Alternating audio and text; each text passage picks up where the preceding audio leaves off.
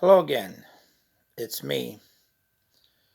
We have an ongoing joke because I know that I can be long winded when I talk, and my wife likes to joke, and I have acquired a number of nicknames throughout my life. When I was in high school, they called me Professor, but now my wife has called me um, Elder Cedrone. Um, like when I taught in the public schools in Akron for 18 years, um, I got used to public speaking. When I took a class in um, communication and speaking over at the University of Akron back in the day, we would do impromptu speeches where we'd stand up in front of the class at the podium and the professor would say to us, like, this is your subject. We didn't know what our subject was going to be. So we were given a subject. She would give us a subject. And then we were told to give an impromptu speech for like 10 minutes. Um, Throughout the day, though, I'll tell you, though, one thing I've noticed with the different jobs that I've worked um, is we talk about the authoritarian personality. And I talk about the type of leader a person is. And we know that there's leadership on all levels. There's leadership of small groups, there's leadership in middle management, upper management. There's different types of leaders, and we know that there's a continuum of leadership when a person is put into a leadership position. Some people are very authoritarian, and other people are democratic leaders. And authoritarian and democratic are at different ends on the spectrum of leadership. At one end, you have the very authoritarian, strict person that follows the letter of the law. And at the other end, you have the democratic laissez faire, which is French for hands off leader. The person gets things done. Some leaders, like an authoritarian leader, likes to boss everybody around.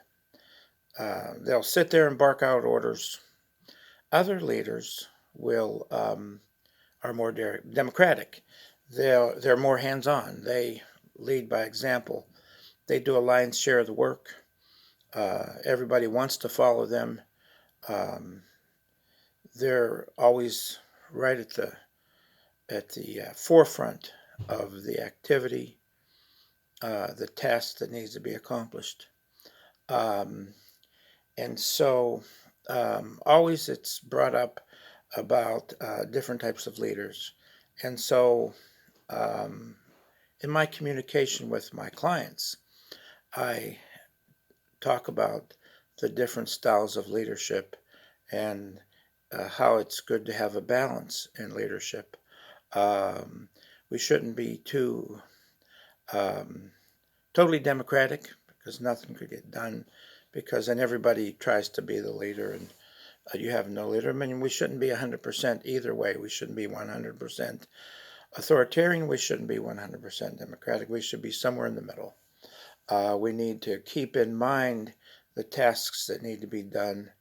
We need to each be part of a group. We need to share responsibility. We need to each contribute if we belong to a group. Any group you belong to is a give and take situation. Um, a friend of mine who started his own company in security a while back, and then at the age of 56, he passed away from an illness. He was a good fellow. He was a good student. He obtained a master's in business, set up his own companies, and was quite successful. And he used to say, everyone in a particular group has to do at least one undesirable shift a week. And we know that the week is 168 hours. And normally each person works 40-hour shift. Some companies nowadays like to define full time as 30 hours when really 40 hours is a work week. Um, and so a person that is a leader of a group needs to understand certain things. Number one,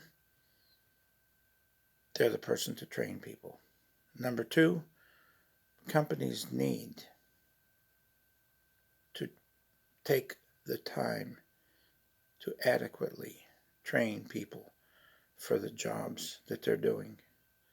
Um, more training is better for a person because they can do their job more effectively.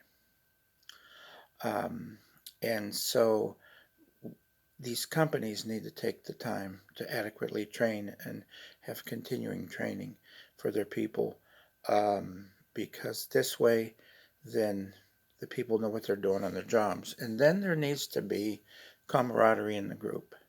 Um, each person in the group, it needs to give and take. If they take time off and somebody works for them, then they need to rearrange their schedule, take time off too, so that the other person can equally have time off. It shouldn't be that one or two people carry the bulk load of the work of the group. Each person who belongs to a work group of any size needs to give and take. They need to show up to work on time, a few minutes early. They need to not be constantly surprising people with their surprises. Surprise! I'm not coming to work. 2 hours before the shift, or not showing up at all. Um, that's the idea of discipline. Discipline is very important. Um, we need to rest properly. We need to wake up on time. We need to have enough time to get ready for work. We need to have our work clothes prepared and ready for us. We need to plan, and then we can be successful at our jobs. And when we go to work, we need to focus on our jobs.